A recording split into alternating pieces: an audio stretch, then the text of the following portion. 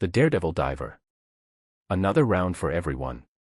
Marco bellowed, slapping a thick wad of euros on the counter of the salty siren bar. The regulars cheered, their faces flushed with cheap wine and the reflected glow of Marco's celebrity. Tonight, we drink to Neptune. Tomorrow, I spit in his eye. Luca, nursing a lukewarm beer, pushed his way through the throng. Marco, ease up. You haven't even done the dive yet. His brow was furrowed with worry. He'd known Marco since they were kids, scraping barnacles off hulls for spare change.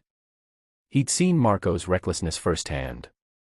Marco threw an arm around Luca's shoulders, nearly knocking him off his feet. Relax, Luca. This is Rossi we're talking about. I'm practically amphibious. Besides, he lowered his voice, conspiratorially, think of the headlines. Rossi conquers the abyss. It'll be legendary. Luca sighed, the scent of brine and bravado thick in the air. Legendary or just plain stupid? That crevice you're aiming for, it's unstable. Even the sonar readings are sketchy.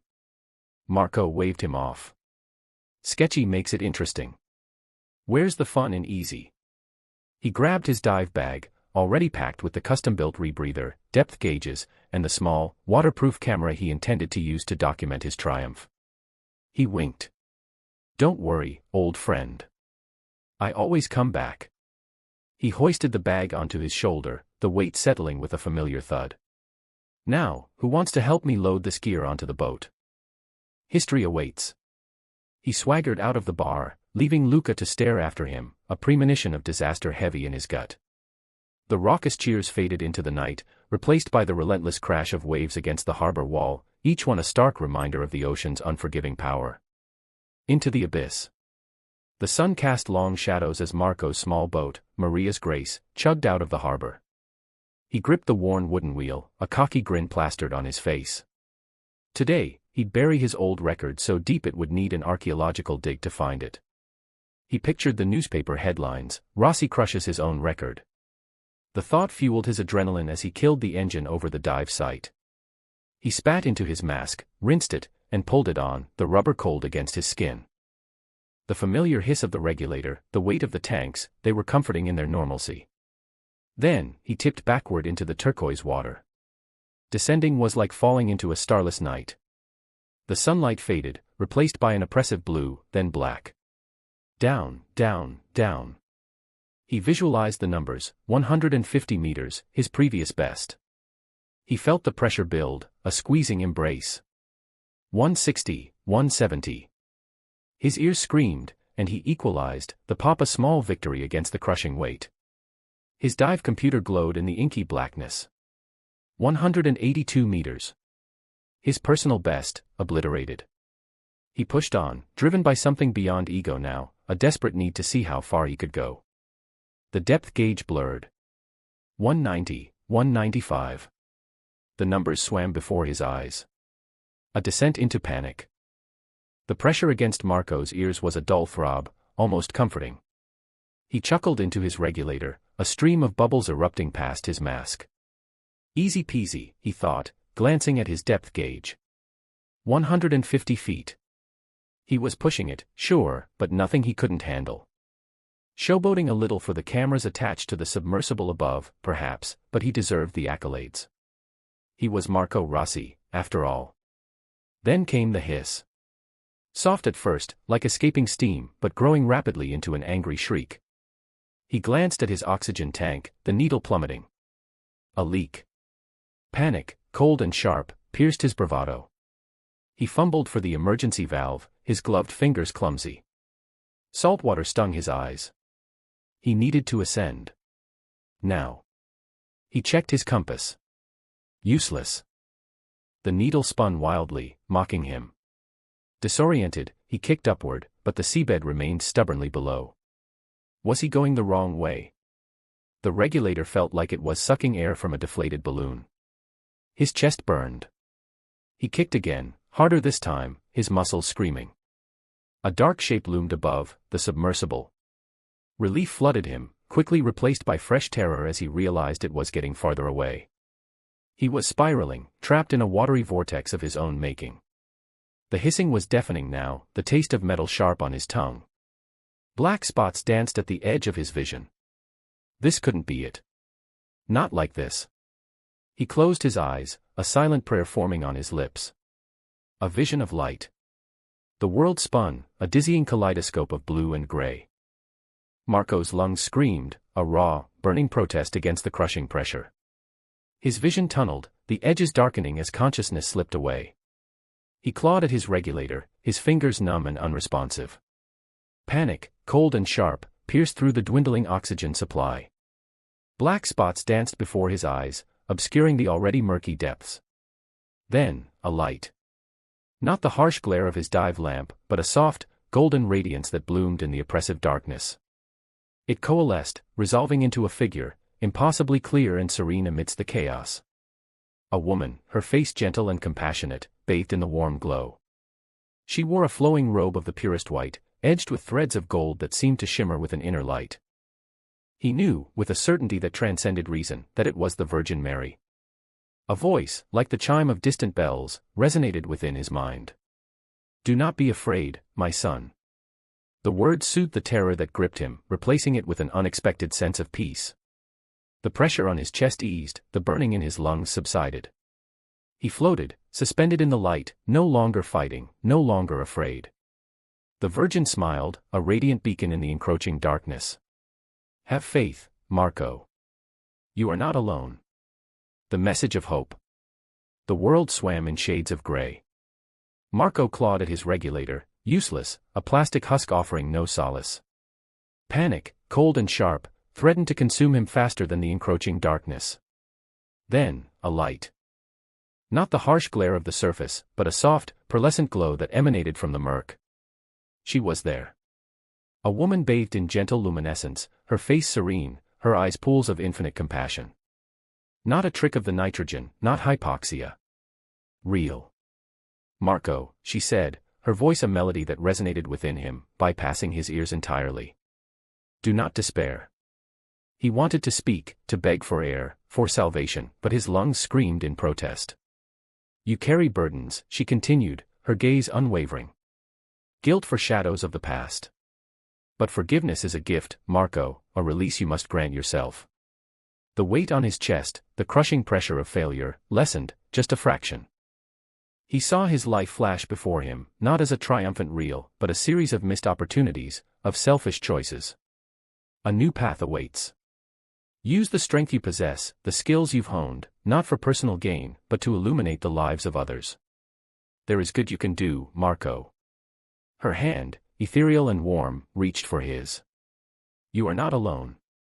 The light intensified, then faded, leaving him suspended in the cold, silent abyss. But something had shifted. The panic had receded, replaced by a fragile ember of hope. He was still drowning, but now, he knew he could swim. Miraculous ascent. A jolt. Not of pain, but of air.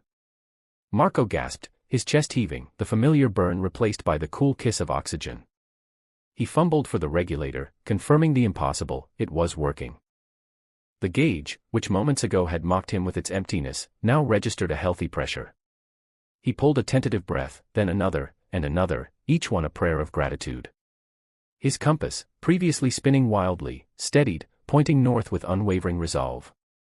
Disoriented, he checked his depth gauge, still too deep, but no longer a death sentence. He had to ascend, and fast. He inflated his buoyancy compensator vest cautiously, feeling the upward tug.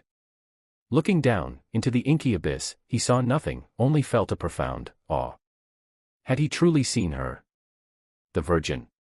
The image, ethereal and radiant, clung to the back of his mind like a half-forgotten dream. He pushed the thought aside, focusing on the ascent. The ocean floor receded rapidly.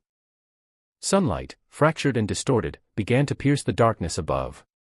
He ascended faster than he should have, disregarding decompression protocols in his desperation to reach the surface, to breathe freely again, to understand what he had experienced in those terrifying depths. The pressure lessened, the light intensified, and the surface, shimmering and welcoming, drew closer. Haunted by the depths. The salt spray stung Marco's face, but he barely registered it. He sat hunched on the edge of the boat, the rhythmic thrum of the engine a distant drone in his ears. The sea, usually a source of solace, now felt like a vast, unknowable mirror reflecting his inner turmoil. He stared at the churning wake, the white foam a fleeting contrast to the deep, unwavering blue. Luca clapped him on the shoulder. "You all right, Marco? You went pale down there." Marco flinched, avoiding Luca's concerned gaze. "Yeah, just a bit disoriented. The nitrogen, maybe." He mumbled the excuse, the lie a bitter taste in his mouth. Luca frowned. "You sure? You seem..." He trailed off, unable to articulate the change he saw in his friend. "Well, just take it easy." As darkness fell, the boat swayed gently, but Marco found no peace. He tossed and turned in his bunk, the vision replaying behind his eyelids. The crushing pressure, the desperate gasps, the radiant figure, it was all too real, too vivid. He saw the Virgin's serene face, felt the overwhelming sense of, what? Forgiveness? Love? He couldn't grasp it. Guilt gnawed at him. He had been given a second chance, a glimpse of something beyond, and all he felt was fear. The ocean's depths had shown him not only the abyss, but a light he wasn't sure he deserved. Seeking guidance. The heavy oak door groaned as Marco pushed it open, the scent of beeswax and incense washing over him. Sunlight filtered through stained glass windows, painting the stone floor in vibrant hues. He felt out of place, a trespasser in his own village church, a place he hadn't visited since childhood. He shuffled forward, the sound of his footsteps echoing in the vast, silent space. Father Alessandro, a gentleman with eyes that held the wisdom of ages, sat reading near the altar. He looked up, a warm smile gracing his wrinkled face. "Marco, my son. What brings you here today?" Marco hesitated, his hands twisting in his pockets. "Father, I need to talk." He recounted his dive, the equipment malfunction, the suffocating fear, and the vision. He spoke of the woman in blue, the overwhelming sense of peace. Shame colored his cheeks as he finished, expecting ridicule. Father Alessandro listened patiently, his gaze unwavering. When Marco was done, he simply nodded. "The sea holds many mysteries, Marco. And sometimes, in moments of great peril, we are open to seeing beyond the veil." He paused, his eyes twinkling. "Perhaps this is a sign, a call to explore the deeper currents of faith. Have you ever read the Gospels, Marco?" He gestured towards a small table laden with Bibles. "Start with Matthew. See if his words resonate within your heart." Marco, surprised by the priest's lack of skepticism, felt a flicker of hope ignite within him. He nodded slowly, a sense of curiosity replacing his fear. He picked up a Bible, its leather worn and soft. Maybe, just maybe, there was something to this. A new purpose. The turquoise waters off the coast of Sardinia had become Marco's sanctuary. He adjusted his mask, the familiar weight comforting. Today, he was assisting Sofia Moretti with coral reef restoration. Fragments, carefully nurtured in underwater nurseries, were being transplanted onto damaged reefs. "Careful with that one, Marco," Sofia's voice crackled through the calm. "It's a staghorn, very delicate." He secured the coral, the vibrant color a stark contrast to the bleached skeletons around it. A new life, blooming where there was once death. He smiled, the regulator in his mouth preventing him from voicing his satisfaction.